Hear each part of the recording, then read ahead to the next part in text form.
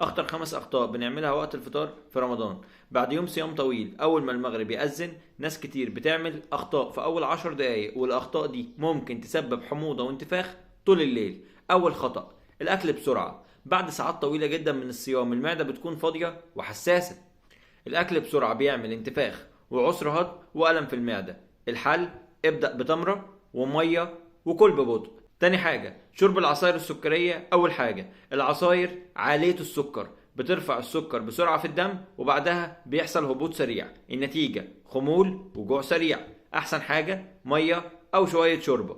رقم 3: المقليات الكتير. المقليات بتبطئ الهضم وتزود الحموضة. الحل: حاول تقلل المقليات شوية عشان تقلل من الحموضة اللي بتحصل. رقم 4: القهوة على معدة فاضية بشكل مباشر، أو الشاي أو النسكافيه على معدة فاضية بشكل مباشر. الحل: القهوة أو الشاي أو النسكافيه بعد الأكل بساعة، ده عشان تمنع تهيج المعدة وما تزودش الحموضة اللي تحصل بعد الفطار. رقم 5: النوم بعد الفطار بشكل مباشر. لو نمت بعد الأكل على طول ده بيزود من فرصة حدوث ارتجاع المريء.